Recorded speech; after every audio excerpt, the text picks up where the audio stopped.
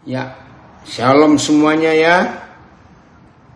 Hari ini kita bisa menikmati hadirat Tuhan, belajar bersama-sama.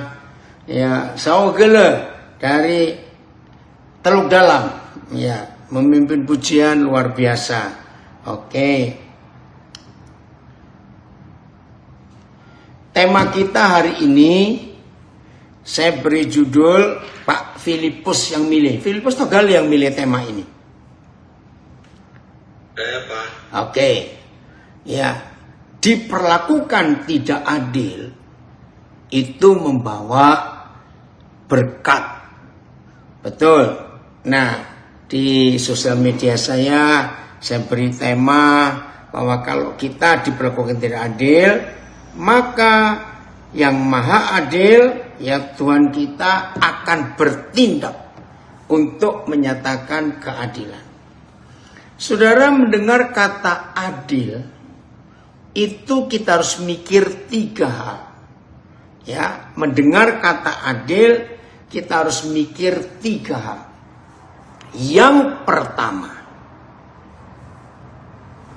tidak boleh ada harapan ya kepada yang lain-lain, mulai dari uang, mulai dari koneksi, orang pangkat, ya, orang yang punya kuasa. Nah, tidak boleh. Kalau saudara dan saya ingin menikmati keadilan, maka tidak boleh kita mikir sono, mikir sini, mikir orang ini, mikir orang itu. Tidak boleh. Harus Tuhan. Karena salah satu nama Tuhan adalah yang adil dan benar. Jadi adil dan benar bukan karakter papa kita, tapi itu namanya. Nomor 2. Mendengar kata adil, pasti kita harus mikir siapa yang berlaku tidak adil di hidupku. Ulangi, hal yang kedua, kalau ada di antara saudara diperlakukan tidak adil, maka jangan cari siapa yang membuat aku diperlakukan tidak adil. Begitu saudara menemukan orang yang memperlakukan saudara tidak adil, namanya manusia, pasti akan muncul, ini orangnya, ini orangnya. Nah, itu tidak boleh. Sebab kita harus mengampuni. Nomor 3, begitu kita mendengar kata tidak adil atau diperlakukan tidak adil, maka yang nomor 3 ini harus kita lakukan. Sama dengan nomor 1 dan nomor 2. Jangan membalas. Ya, jangan membalas. Mari kita lihat ayatnya ini. Roma 12 mulai ayat 17. Roma 12 mulai ayat 17. Oh, terima kasih Bapak. Hari ini kami dapat tema yang luar biasa. Ayo kita belajar. Bahwa diperlakukan tidak adil itu membawa berkat.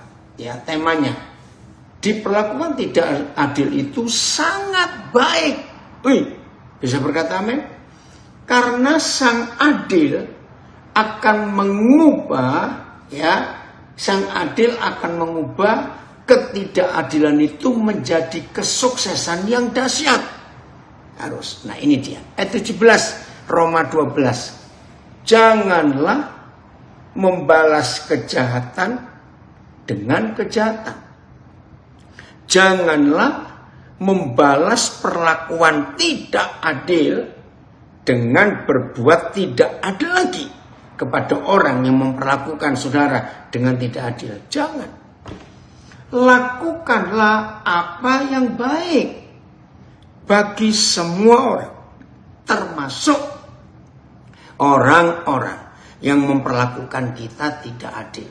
Lakukan apa yang baik bagi semua orang.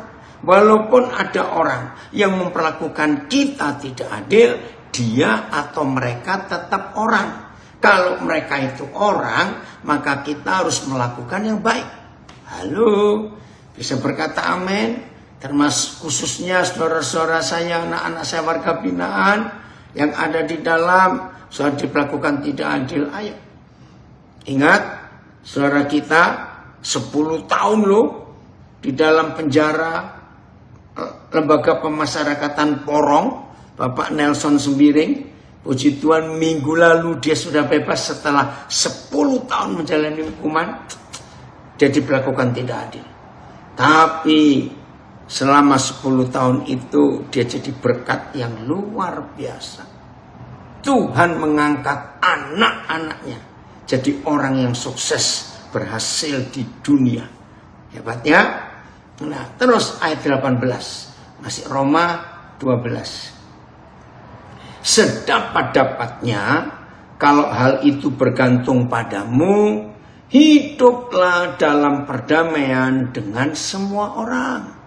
Hidup dalam perdamaian dengan semua orang.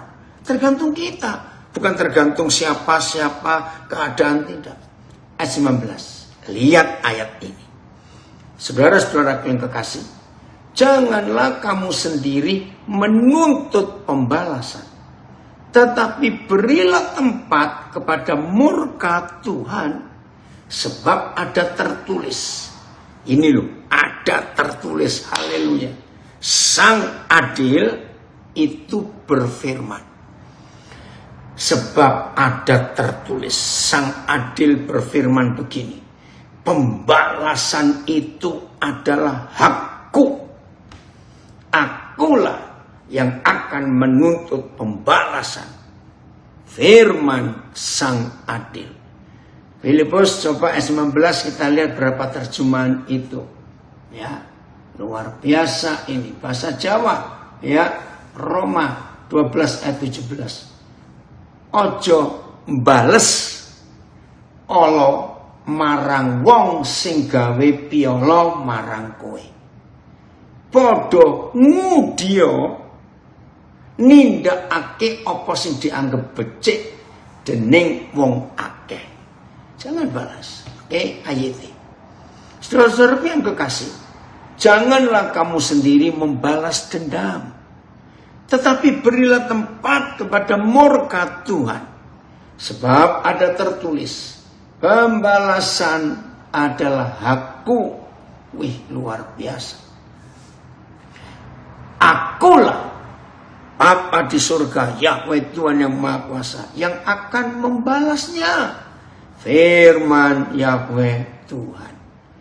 Terima kasih kepada ibu bapak, para petugas di LP manapun yang sekarang ini mengizinkan anak-anak kami, saudara-saudara kami untuk ikut belajar, memberi fasilitas. Terima kasih. Bahkan saya lihat tadi cukup banyak ibu bapak petugas ikut menemani duduk bersama warga binaan. Kami respect dan kami hormat kepada ibu bapak para petugas. Oke. Jadi pembalasan itu hak Tuhan, BIS. Ya, lihat itu. Sarbin, kalau ada bahasa Jawanya 18 silakan. Ya. Oh ada ya? Oh 19 sekarang ya? Oke. Saya baca dulu TSI. Saudara-saudari yang saya kasih, janganlah membalas dendam kepada orang yang berbuat jahat kepadamu. Biarlah Tuhan yang membalas kejahatan orang itu dengan murkanya. Karena dalam firman Yahweh tertulis, hanya aku sang adil yang berhak memberikan hukuman setiap orang yang melakukan kejahatan. Akulah yang akan membalasnya. Bahasa Jawanya, para sedulur, ojo pisan-pisan nindakake pemalas balas mergo sengit, jalaran Gusti Yahweh piyambak sing balesake. Sebab ing kitab suci ana pangandika mengkene, pembalas kuwi wewenangku, aku Gusti Yehuwa sing bakal balasake. Mengkono pangandikane pangeran. Luar biasa. Saudara ingat, diperlakukan tidak adil itu memang tidak enak, tetapi kita harus menerimanya walaupun berat dan tidak enak, tapi harus menerima dengan lega hati dan serahkan kepada Sang Adil untuk menyatakan pembalasannya itu. Ini dahsyat sekali. Kalau saudara dan saya menghidupi firman ini, maka diperlakukan tidak adil, tidak akan bersungut-sungut, benci, dendam, tidak. Diam dulu. Diam dulu. Tuhan yang akan bekerja, bertindak untuk membela yang diperlakukan tidak adil itu. Ya, ada yang tambahkan komen dari Mazmur 23, makasih Arif. Sekalipun aku dalam lembah kekelaman, aku tidak takut bahaya, sebab engkau pesertaku, ya gadamu dan tongkatmu itulah yang menghibur aku. Amin. Haleluya. Kalau itu yang Tuhan kerjakan dalam hidup kita, terima kasih Tuhan, bahwa itulah yang Tuhan inginkan atas kita. Dari Lampung, ketidakadilan, Tuhan memberikan nikmat, membuatku tok berlaku adil. Wih, keren. Dari Lampung. Iya, nah ada yang bersaksi, Bu, ya ampun, baru aja ngalamin ini tadi malam urusan kantor. Ya, puji Tuhan untuk semua saudara yang diperlakukan tidak adil. Nikmati itu. Dapat firman ini 2 kali. Thanks Jesus. Oh, haleluya. Gitu ya. Ya, lanjutnya saudara, bagaimana Papa kita akan membela yang diperlakukan tidak adil itu. Kita buka Yesaya 53. Yesaya 53. Mulai ayat 1. Ini hidup Tuhan Yesus. Ya, Yesaya 53. Nah, terima kasih Pak Ferdinand. Memang dendam itu ada kaki dan tangan juga lah. Seperti mafia, beranak pinak, sampai turun-temurun. Betul, nggak selesai-selesai dendam itu. Akan berlanjut terus. Ya. Mulai ayat 1. Siapakah yang percaya kepada berita yang kami dengar? Dan kepada siapakah tangan kekuasaan Yahweh dinyatakan? Jadi hari itu Yesaya menerima nubuat atas apa yang Tuhan Yesus nanti kalau datang ke dunia yang dialaminya. Sebab Yesaya ini bernubuat untuk hidup Tuhan Yesus 800 tahun sebelum Tuhan Yesus lahir. Jadi 800 tahun yang lalu sudah ditulis bahwa Tuhan Yesus akan mengalami ketidakadilan yang sangat mengerikan. Sampai Yesaya sendiri yang menerima nubuat itu gak percaya. Maka itu dia nulis, siapakah yang percaya kepada berita yang kami dengar? Nanti kita akan ketahui. Sampai begitunya Yesaya bingung, ini benar atau tidak. Dan kepada siapakah tangan kekuasaan Yahweh dinyatakan? Lah, ketidakadilan dialami Tuhan Yesus kok dikatakan tangan kekuasaan Yahweh? Sebab Taruk, ia tumbuh di hadapan Yahweh sebagai tunas dari tanah kering.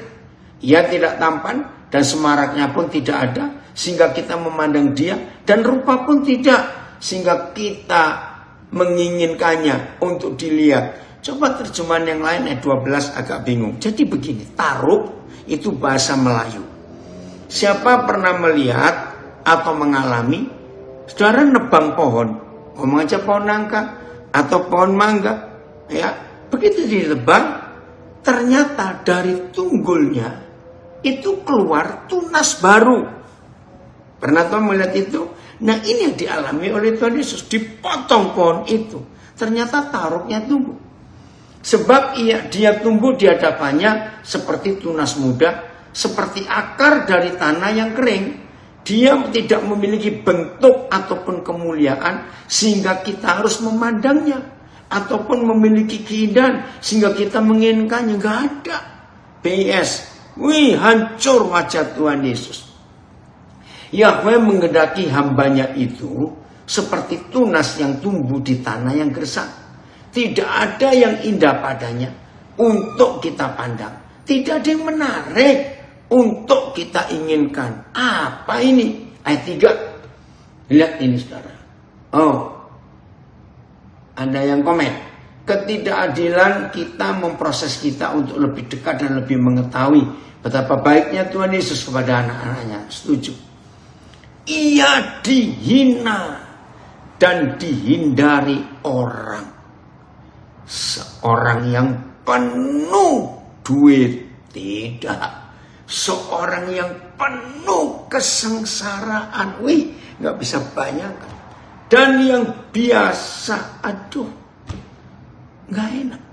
Harusnya orang berkata, yang biasa makan enak, yang biasa dapat gratisan, yang biasa ini itu. Tapi lihat Tuhan kita, yang biasa gak cuma menderita, tetapi yang biasa menderita kesakitan. Ia sangat dihina sehingga orang menutup wajahnya terhadap dia. Dan bagi kita pun tidak masuk hitungan. Ayat, dia sangat dihina dan ditolak manusia. Orang yang penuh dengan kesengsaraan dan menderita kesakitan. Orang lain menutup muka mereka kepadanya. Dia sangat direndahkan. Dan kita pun ikut-ikut tidak menghargainya. PS, lihat ini saudara. Kita menghina dan menjauhi dia. Orang yang penuh sengsara dan biasa menanggung kesakitan. Tak seorang pun mau memandang dia. Dan kita pun tidak mengindahkan dia. Saudara yang belum pernah tahu, inilah Tuhan Yesus kita. Yang habis-habisan kasihnya kepada kita. Tetapi sebelum dia menyatakan kasih itu, dia harus melewati sebuah perlakuan yang sangat tidak adil. Dan kita sudah baca sampai ayat 3. Ayat 4. 4 sudah atau belum ya tadi? Ayat 4. Nah ini dia. Untuk apa? Ya, dua ayat itu. Ayat 2 dan ayat 3. Itu mengerikan sekali tentang Tuhan Yesus. Ya untuk apa? Sampai orang gak bisa ngelihat dia. Saking jeleknya dan rusaknya wajahnya. Sampai kita pun gak mampu melihatnya. Penuh kesengsaraan. Penuh penderitaan. Diperlakukan tidak adil. Lihat ayat 4. Untuk apa dia buat itu? Tetapi sesungguhnya. Terima kasih Tuhan Yesus. Tetapi sesungguhnya penyakit kita lah yang ditanggungnya. Wih. Dan kesengsaraan kita yang dipikulnya. Padahal kita mengira dia kena kutuk. Dipukul dan ditindas Tuhan. Nah itu konsep agamawi. Ayat ini. Sesungguhnya penyakit kita lah yang ditanggungnya. Kesengsaraan kita lah yang dipikulnya.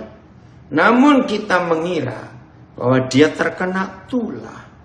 Dipukul dan ditindas Tuhan. Pikiran kita begitu.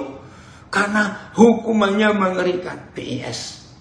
Sebenarnya penyakit kita lah yang ditanggungnya. Sengsara kita lah yang dideritanya. Padahal kita menyangka penderitaannya itu hukuman Tuhan baginya. Tidak, saudara. Tuhan Yesus mengalami ini. Oi, saudara saya Jeffrey. Ya, terima kasih Jeff, kamu ikut belajar. Sesungguhnya dia mengalami itu karena Tuhan mengasihi kita. Maka dia jadi tumbal, dia jadi korban, saudara. Luar biasa. Ayat 5. Ya, Novita, hebat kamu hadir. Tetapi dia tertikam oleh karena pemberontakan kita. Dia diremukkan, diperlakukan sangat tidak adil oleh karena kejahatan kita. Ampuni kami Tuhan, ampuni. Ganjaran yang mendatangkan keselamatan, nah ada upah. Ganjaran yang mendatangkan keselamatan bagi kita ditimpakan kepadanya. Dan oleh luka-luka cambuk, itu bilur. Bilur itu bahasa Melayu. Kita menjadi sembuh. Ayat.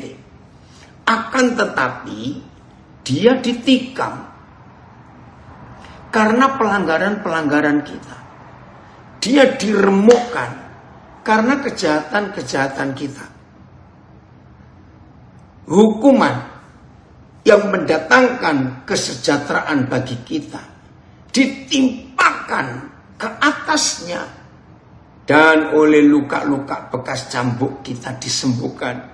Ini hebatnya akibat ketidakadilan yang dialami Tuhan Yesus. Ternyata ada maksud yang hebat untuk kita para bajingan dan penjahat ini. Jangan ada yang berkata tidak, amin. Saudara dan saya, kita ini mantan-mantan penjahat. Dan kita ini termasuk saya mantan bajingan. Jangan tersinggung. Dan semua ketidakadilan yang Tuhan Yesus alami, itu ternyata gara-gara kita. Supaya kita disehatkan, disembuhkan, dibebaskan, tidak dihukum. Wah, ini luar biasa. Ayat 5. 5 tadi sudah selesai belum? Terjemahan apa tadi? Oke. Tadi sampai BIS sudah selesai? Surah 6, Pak. Ayat 6. Tunggu. Pakai FAYH atau VMD. Masih ayat 5 ya. Karena ayat 5 ini luar biasa, saudara. Terima kasih, Bapak. VMD. Tetapi ia telah dihukum atas perbuatan kita. Ia telah ditindas karena dosa kita. Ia telah mengambil hukuman yang pantas bagi kita. Kita disembuhkan karena penderitaannya. Ya, KSKK ya. Karena dosa-dosa kita, dia ditinggalkan, dia dibuang, dicampakkan. Karena kejahatan kita, Tuhan Yesus diremukkan. Oleh siksa yang dideritanya, kita disembuhkan. Terima kasih Bapak. Oleh luka-lukanya, karena perlakuan tidak adil itu, kita dipulihkan. Sebentar saya sapa. Ya Frans, makasih. Ini 2 cucu saya kembar ikut. Selamat pagi. Opa senang kamu kalian 2 ikut belajar. Frans, kamu dicari. Sapa Edi dari Banjarmasin. Ya, kemana kamu? Ya, FAYH sekarang. FAYH. Padahal ia ditikam karena segala dosa kita. Ia diremukkan karena segala kejahatan kita. Dia menanggung hukuman supaya kita memperoleh keselamatan. Ia terluka oleh cambukan, supaya oleh segala bilur-bilurnya, bekas luka cambukan itu, kita disembuhkan. Oh, Horas Amang Tambunan, papi lupa loh nak, terakhir ketemu di mana itu? Maaf ya, Abednego. Nah, ini yang Tuhan lakukan. Wih, ada komen dari Manado. Amin. Dan sekali lagi aku alami. Puji Tuhan. Ayo kita hidup dalam kebenaran yang luar biasa ini. Wih, sadis kalau kita mengalami ketidakadilan. Oke, ada yang komen bagus. Info khusus ini ya. Hati-hatilah, peringatan bagi yang sering minta-minta melulu, nggak terkabulkan, asik-asik berdoa. Yang sering pula bahkan puasa pula. Tuh ampun deh, belum pernah terkabulkan doa yang salah besar karena hanya memuaskan. Oke, jadi jangan hanya minta, tapi siap diperlakukan tidak adil. Itu dampaknya akan memberkati banyak orang. Baik, kita akan lihat bukti. Ini yang luar biasa. Jauh sebelum Yesaya menubuatkan tentang ketidakadilan yang sangat kejam yang dialami Tuhan Yesus, ternyata ribuan tahun sebelum Yesaya bernubuat sudah ada saudara kita yang diperlakukan sangat tidak adil, dan dampak hidupnya itu menjadi berkat besar. Karena kalau dia tidak diperlakukan tidak adil, maka tidak ada bangsa hebat di dunia ini. Ayo kita lihat nih, ada yang bertobat itu. Aduh, jelek. Jangan cuma ngomong jelek ya, nggak bertobat. Awas ini yang ngomong ini. Kita lihat Kejadian 45. Kejadian 45. Ya Ferdinand, tulisanmu agak bingung ini, Koden baca. Oke lah. Kejadian 45. Mulai ayat yang ketiga. Ya, Kejadian 45 mulai ayat yang ketiga. Wow, hamba Tuhan hebat dari Jogja komen begini. Terima kasih Tuhan untuk kasih-Mu yang sempurna. Karena kasih Tuhan aku ada saat ini. Terima kasih Bapak, terus menjadi berkat. Amin. Ayo saudara. Dan Yusuf berkata kepada saudara-saudaranya, akulah Yusuf. Saudara, ini sebuah peristiwa yang mengharukan. Hitung ya tahunnya. Yusuf terpisah dari ayah, dari orang tuanya, ya, dan dari kakak-kakaknya dan adik yang dia sangat cintai, yaitu Benyamin. Itu terpisah sejak Yusuf umur 17 tahun. Kita urut. Saya nggak tunjukkan ayat-ayatnya ya, nanti cari sendiri. Nah, di Kejadian 41 tertulis Yusuf itu menghadap Firaun umur 30 tahun. Nah, saudara ingat, sebelum usia 30 tahun, ayo kita kurangi. Jadi berapa belas tahun Yusuf menderita ketidakadilan? Ayo hitung. Umur 17 dijual ke Mesir, dan selama itu sampai umur 30. Jadi 13 tahun diperlakukan tidak adil. Saudara kita Pak Nelson Sembiring 10 tahun meringkuk dalam LP Porong. Yusuf 13 tahun diperlakukan sangat tidak adil. Yang pertama dibuang ke sumur. Tuhan mengizinkan Ruben kakak sulung sadar, jangan, kasihan adik kita. Oi Charles, kami sudah nyampe tadi ya jam berapa? Jam 1 waktu sini. Saudara, lalu setan gak puas. Istri Potifar cari masalah. Yusuf difitnah dengan keji dan dia masuk penjara. Nanti baca Mazmur 105. Ya, oke kita lihat aja Mazmur 105 ya, ayat yang ke-17 18. Nanti kita kembali ke Kejadian 45 supaya saudara tahu bagaimana penderitaan itu. Wih, anak saya yang cantik, Horas, baru, kamu baru nabapannya Dewi, maaf papi lupa. Hebat, baru muncul ini sudah berapa tahun ini nggak ketemu. Syafiq, papa senang sekali. Ini anak saya ini Muhammad Syafiq ikut belajar.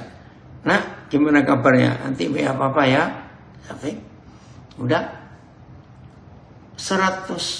17 maaf. 17. Ya. Diutusnya lah seorang mendahului mereka. Nyanyi huruf besar. Yusuf yang dijual menjadi budak, catat ini. Yang dijual menjadi budak. Mengerikan sekali saudara. Oke. Bukan dibawa ke Mesir untuk tur Mesir atau tur Israel, tidak. Ya, maka itu hati-hati dalam hidup ini supaya jangan salah. Mereka, pemerintah Mesir mengimpit kakinya dengan belenggu. Kakinya dibelenggu. Kalau belenggu itu pasti bukan karet atau tali rafia, maaf, besi. Lehernya pun dirantai dalam besi kayak anjing gila. Sekarang dan Yusuf ini dipenjara bawah tanah, tutupan istilahnya. Dalam kondisi seperti itu, dia tidak salah, dia diperlakukan sangat tidak adil. Dan hebatnya Yusuf tidak membalas, bahkan nyumpai pun tidak, ngutuk kakak-kakaknya juga tidak nyumpai istri Potifar yang jelas-jelas Yusuf difitnah, enggak. Dia terima semua ketidakadilan, walaupun dia harus nunggu 13 tahun. Kejadian 45 ayat 3 tadi, ya kita hitung. Nah, di kejadian 45 ini coba saya lari dulu terus ayat 7. Coba lihat ayat 7 Filipus. Ayat 7. Oh enggak. Ayat 6. Ya. Karena telah 2 tahun ada kelaparan dalam negeri ini. Ingat, sebelum kelaparan itu ada peristiwa apa? 7 tahun. Kelimpahan. Wih, luar biasa. Ya, kelimpahan di Mesir. Nah, berarti Yusuf umur 30 ditambah 7 tahun berarti umur 37. Terus karena telah 2 tahun ada kelaparan, ya, dalam negeri ini, dan selama 5 tahun lagi orang tidak akan membajak atau menuai. Berarti hari itu Yusuf ketemu kakak-kakaknya dan adik kesayangannya yaitu Benyamin. Itu usia 39 tahun. Mundur lagi, kurangi 17. Karena waktu umur 17 tahun Yusuf dipisahkan dan dijual sebagai budak masuk penjara. Berapa tahun? Cepetan. 49 dikurangi 17. Betul, luar biasa hati Yusuf. Ya, ini komen dari Jogja. Ya, ketaatan pada kehendak Tuhan akan menyebabkan kita bertumbuh di dalam pengenalan akan Tuhan. Yusuf pun taat pada kehendak Tuhan. Oke? Berapa tahun? 49 dikurangi 17. 22 tahun. Terima kasih Martapura. 22 tahun. Dan ingat, zaman itu belum ada SMS atau WhatsApp atau telepon. 22 tahun dalam ketidakadilan yang begitu berat, menyakitkan, kaki dirantai, leher dirantai, dan penjaranya bawah tanah. Maka napinya, tanahnya itu cuma bisa berdiri, Jangan lagi duduk jongkok saja nggak bisa. Maka tidur pun berdiri. Maaf, kencing, berak, minum semuanya berdiri. Hai, kita kembali ke ayat 3. Kejadian 45. Pantas dia itu menangis. Lihat ya ayat 2. Oh, lapas Tegal izin lift. Wah, belum selesai nih, kenapa cepat sekali? Nah, hal-hal seperti ini tolong diperhatikan ya. Kita belum selesai, baru 30 menit. Ya, coba dicek nanti lapas Tegal ya, ada apa. Ayat 2. Setelah itu menangislah Yusuf keras-keras, sehingga kedengaran kepada orang Mesir dan kepada seisi istana Firaun. Nangis keras-keras. Kenapa saudara? Yaitu tadi 22 tahun terpisah, gak ada kabar. Dan ketika Yusuf untuk pertama kalinya mengaku kepada kakak-kakaknya yang 10 itu, karena Yusuf anak nomor 11, akulah Yusuf. Ayat 3. Pertanyaan pertama, bisa bayangkan 22 tahun. Pertanyaan pertama, siapa yang ditanyakan? Papa masih hidup enggak? Saudara bisa bayangkan. Aduh, menangis saudara. Berarti 22 tahun itu Yusuf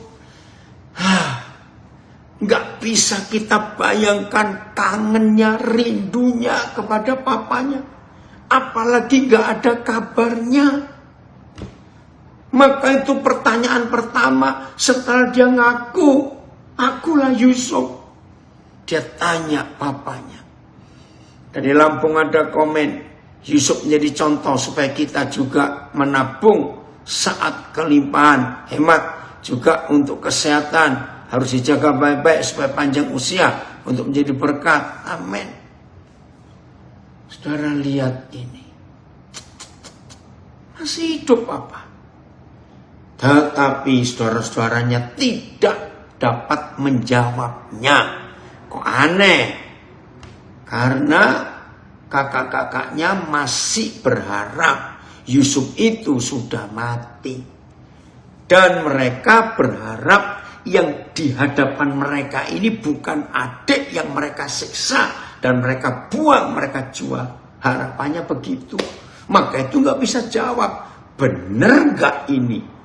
Itu adik yang kita buang ke sumur lalu kita jual. Betul gak? Sebab mereka takut dan gemetar menghadapi Yusuf. Wajar gak? Ayo, kalau saudara dan saya adalah 10 kakak yang kejam dan sadis itu, tahu-tahu adik yang kita jahati, adik yang kita perlakukan tidak adil, jadi raja di kerajaan Mesir. Kalau saya di situ, saya langsung ngomong, mati aku sekarang. Saudara, percaya nggak? Cukup satu kalimat, pengawal, tangkap mereka yang 10 ini. Habis. Tapi enggak, saudara. Karena mereka masih ragu-ragu, betul enggak? Lihat ayat 4. Lalu kata Yusuf kepada saudara-saudaranya itu, marilah dekat-dekat. Saya nggak bisa bayangkan saudara, hati yang luar biasa. Marilah dekat-dekat. Maka mendekatlah mereka, katanya lagi, akulah Yusuf, saudaramu yang kamu jual ke Mesir. Nah, kurang apa lagi ini? Guten Morgen, meine Fräulein. Ini anak sehebat dari Jerman. Akulah saudaramu yang kamu jual ke Mesir. Waduh, saya nggak tahu. Jangan-jangan ini cuma pikiran saya saja. Jangan-jangan dari 10 orang itu pasti ada yang ngompol itu, kencing di celana karena gemetar. Tapi dia ngomong begini. Tetapi sekarang, janganlah bersusah hati dan janganlah menyesali diri karena kamu menjual aku ke sini. Ya, gimana nggak nyesal? Gimana nggak kecewa kakak-kakaknya itu? Saudara perhatikan, inilah yang Yesus alami yang tertulis di Yesaya 53. Bayangkan jarak Yusuf ke Yesaya itu sekian ribu tahun. Nah, lebih jauh lagi jarak Yusuf ke Yesus yang lahir ke dunia. Waduh, berapa ribu tahun yang lalu. Tapi apa yang dialami Tuhan Yesus sudah dialami duluan oleh Yusuf. Lihat kalimat ini. Jangan nyesal karena kamu menjual aku ke sini. Kalau saya pakai kalimat, jangan nyesal kakak-kakakku. Memang kamu yang berlaku sangat tidak adil kepada adikmu yang tidak bersalah ini. Kamu tahu nggak, gara-gara kamu 13 tahun aku menderita. Klimaksnya ketika aku difitnah istri Potifar. Itu penderitaan yang paling menderita. Kakiku dirantai, leherku dirantai. Aku dipenjara di tempat bawah tanah yang nggak ada jendela, nggak ada matahari masuk. Aku makan, kencing, berak, tidur, berdiri karena dirantai. Tapi ternyata bukan kamu yang menyuruh aku ke sini. Lihat saudara kalimat berikut, apa yang dia ngomong. Ini omongan yang luar biasa. Lihat. Sebab ini loh saudara, dahsyatnya ketidakadilan yang kita alami akan berdampak besar untuk banyak orang. Dan untuk kasus Yusuf ini satu bangsa diselamatkan. Oh, Cikarang juga harus keluar. Oh, lapas. Ya. Oke. Oh, ada ibadah bersama GSCA Pancoran. Tuhan berkati. Sebab untuk memelihara kehidupanlah Tuhan menyuruh aku mendahului kamu. Hah? Ini kalau orang Jakarta bilang gila. Hah? Tuhan yang nyuruh mendahului kamu? Padahal jelas kakak-kakaknya yang memperlakukan Yusuf tidak adil itu. Inilah imannya Yusuf. Diperlakukan tidak adil, dia terima. Maka itu berkali-kali saya mengatakan, karena sejak tahun 80-an itu Roh Kudus menunjukkan kepada saya kalimat yang hebat yang dialami Yusuf. Gak ada di ayat, tapi itu kumpulan dari semua hidup Yusuf yang saya baca. Yusuf itu bisa menikmati dengan senikmat-nikmatnya ketidaknikmatan itu. Saya ulangi, Yusuf itu bisa menikmati dengan senikmat-nikmatnya ketidaknikmatan itu. Maka itu ketika Pak Filipus memilih tema ini, bahwa diperlakukan tidak adil, saya baca lagi ya temanya, karena ini tulisan yang hebat. Diperlakukan tidak adil itu sangat baik. Yang bilang apa? Jangan bilang gitu ya. Karena sang adil akan mengubah menjadi kesuksesan yang dahsyat. Itu iman kita. Kembali. Ayat berapa? 5 sekarang ya. 5. Jadi Yusuf itu Tuhan yang nyuruh. Wah, padahal kakak-kakaknya secara fakta yang menjual Yusuf ke Mesir. Tapi tidak Tuhan. Ayat 6. Karena telah 2 tahun ada kelaparan dalam negeri ini. Dan selama 5 tahun lagi orang tidak akan membajak atau menuai. Kembali iman Yusuf yang diperlakukan tidak adil berkata begini. Maka Tuhan telah menyuruh aku. Gila. Tuhan yang bagaimana? Padahal kakak-kakaknya yang menjual. Tapi inilah hidup Yusuf yang diperlakukan tidak adil, tapi dia sadar bahwa Tuhan memakai cara yang sangat tidak enak. Ngeri sekali, saudara. Maka itu hari ini kita harus sadar ada hal yang luar biasa. Maka Tuhan telah menyuruh aku mendahului kamu. Perhatikan pelan-pelan. Untuk, saudara perhatikan, untuk, Tuhan kau luar biasa. Untuk menjamin, ya, untuk menjamin kelanjutan keturunanmu di bumi. Saudara perhatikan, untuk melanjutkan keturunanmu di bumi. Ya. Terus di bumi ini dan untuk memelihara hidupmu sehingga gila betul. Sehingga sebagian besar daripadamu tertolong. Saudara ini loh, sadar nggak? Tuhan ampuni kami. Ini yang saya katakan dari awal tadi. Seandainya Yusuf tidak mengalami penderitaan ketidakadilan, Israel punah di bumi. Saudara bayangkan, kalau Israel punah, maka Tuhan Yesus tidak akan lahir. Kalau Yesus tidak lahir, berarti saudara dan saya tidak akan menerima keselamatan yang Tuhan sediakan untuk semua umat manusia di dunia ini. Inilah proses ketidakadilan itu yang punya dampak yang jadi berkat luar biasa.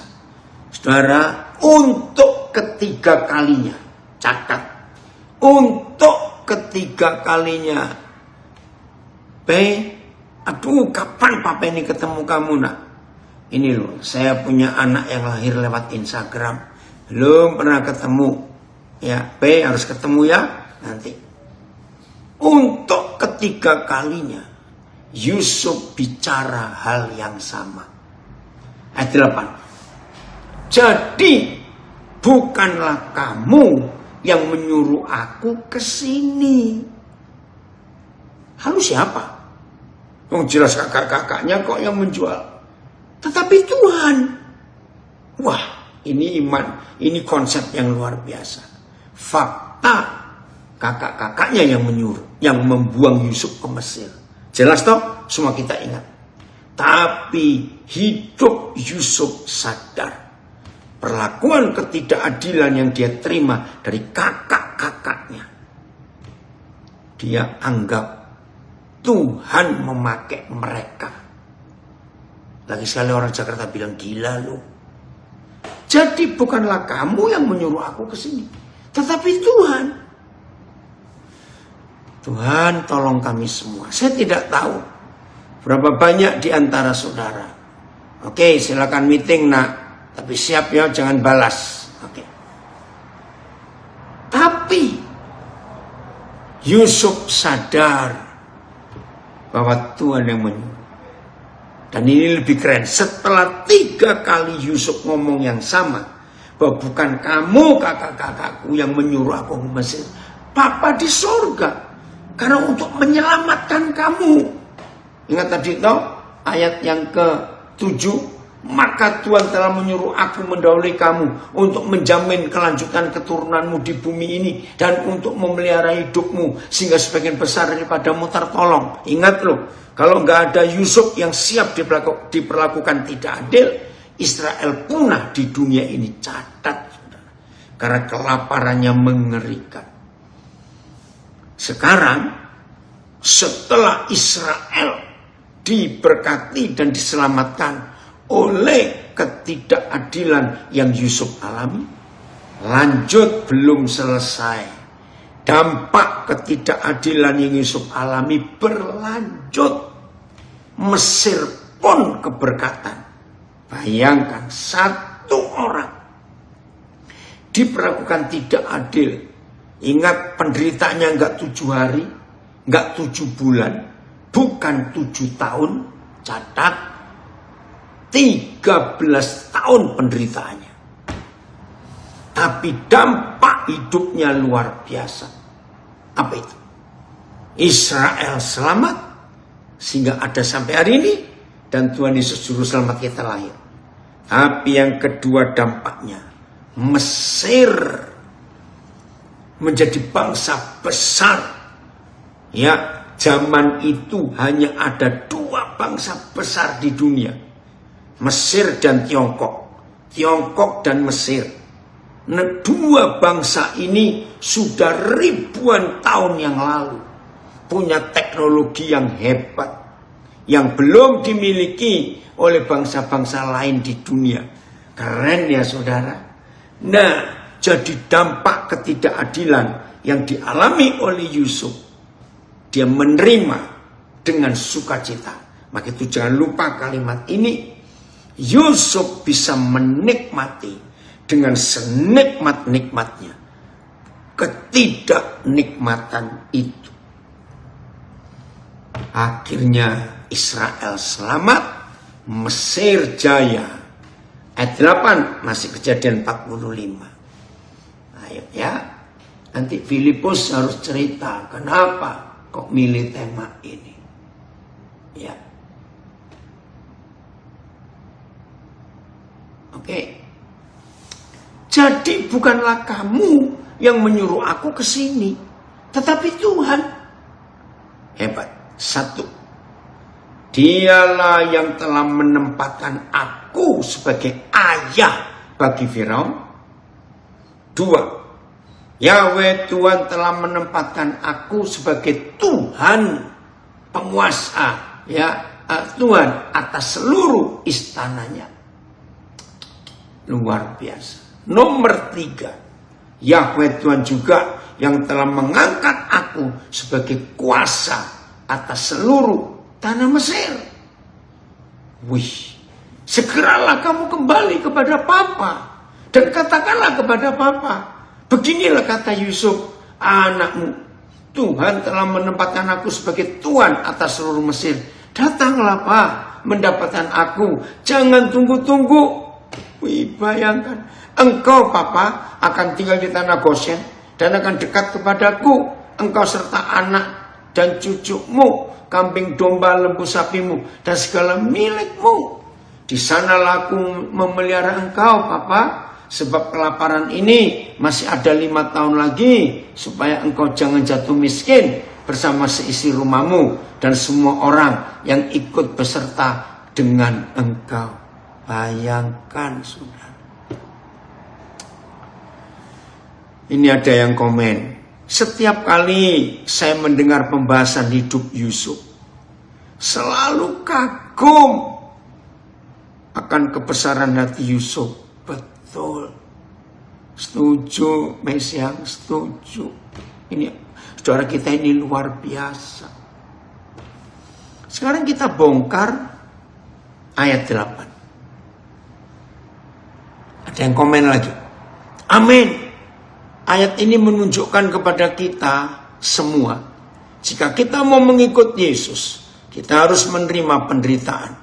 Karena jalan itulah yang membuat kita semakin kuat untuk menjalani kehidupan di dunia ini. Betul. Dan jangan lupa tambahnya, kalau kita setia mau menjalani jalan penderitaan, maka hidup kita akan punya dampak besar kepada banyak orang. Saudara, Kejadian 45 ayat 8. Ini satu-satunya ayat dalam seluruh Alkitab. Ya, ini satu-satunya ayat dalam seluruh Alkitab yang menunjukkan ada seorang dari antara kita semua yang diberi pangkat paling tinggi, yaitu untuk mewakili Bapa Putra, dan Roh Kudus. Saya ulangi, ternyata Cianjur harus keluar juga, memberkati. Lubuk Pakam juga keluar dan memberkati ya. Saya ulangi, Yusuf ini satu-satunya orang yang tertulis di seluruh Alkitab yang mewakili Bapa, Putra, dan Roh Kudus. Ayat 8. Tetapi Tuhan telah menempatkan aku sebagai ayah bapa bagi Firaun. Keren. Dan menjadi Tuhan firman, itu Yesus, atas seluruh istananya. Dan yang ketiga, sebagai kuasa Roh Kudus atas seluruh tanah Mesir. Saudara, nggak main-main ini dampaknya. Saya ingin menanyakan kepada semua saudara yang hari-hari ini diperlakukan tidak adil. Tolong jawab dalam hati. Jangan lewat mulut, ketahuan nanti. Biar Tuhan yang baca hati kita. Saya tanya, apakah semua saudara yang hari-hari ini sedang diperlakukan tidak adil, sedang merencanakan menuntut pembalasan? Saudara cari pengacara-pengacara yang hebat. Saudara menggunakan kekuatan-kekuatan koneksi untuk menghancurkan keluarga orang yang melakukan saudara tidak adil. Jangan sekali-kali, saudara. Jangan sekali-kali.